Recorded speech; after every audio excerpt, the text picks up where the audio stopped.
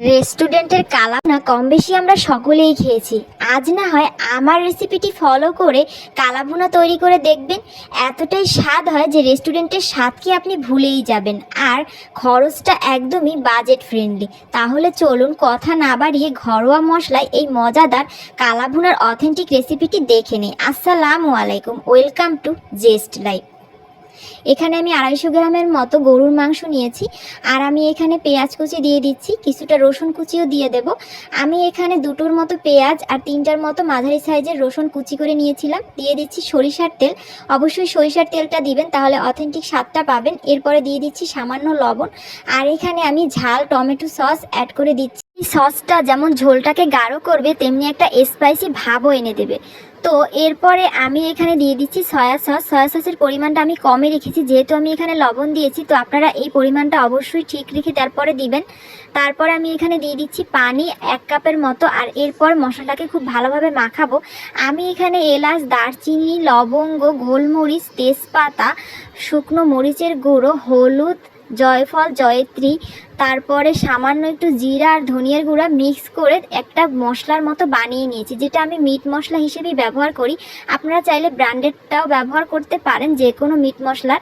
আমি এটাকে মাখিয়ে রেখেছিলাম 10 মিনিটের মতো। এটা কিন্তু মাখানোর উপর স্বাদটা অনেকটাই ডিপেন্ড করে।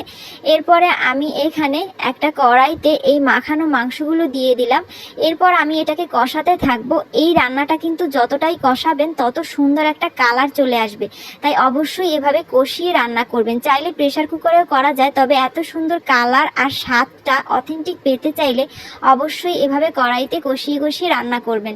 দেখুন, আমি এখানে ঝোলের জন্য পানি দিয়ে দিয়েছি। আমার এই ঝোলেই কিন্তু মাংসটা সিদ্ধ হয়ে যাবে। আমার মাংসটা 90% সিদ্ধ হয়ে গিয়েছে। আমি এখানে রাঁধুনি আর মেথি গুঁড়ো করে নিয়েছিলাম সামান্য ভেজে, সেটাই দিয়ে দিলাম। এরপরে আমি এখানে কিউব করা পেঁয়াজ আর সামান্য আস্ত রসুন দিয়ে দিয়েছি। এখন আমি এটাকেও একটু সিদ্ধ করে নেব। এটা যখন 90%-এর মতো সিদ্ধ হয়ে যাবে, তখন কিন্তু আমার রান্নাটা হয়ে যাবে। তো আমি এটা সিদ্ধের জন্য অপেক্ষা করছি। এটা সিদ্ধ হতে হতে আমি এখানে কিছু শুকনা মরিচ কেটে ব্যবহার করব, তাহলে কিন্তু খুব সুন্দর একটা স্পাইসি স্বাদ আসবে। তো আমার একদমই মাংস রান্না হয়ে গিয়েছে। আমি আর 10 মিনিটের মতো রাখবো এটাকে চুলায়।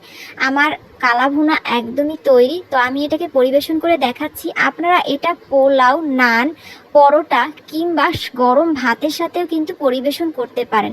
আশা করি এই অথেন্টিক স্বাদের কালাভুনার রেসিপিটি আপনাদের ভালো লেগেছে।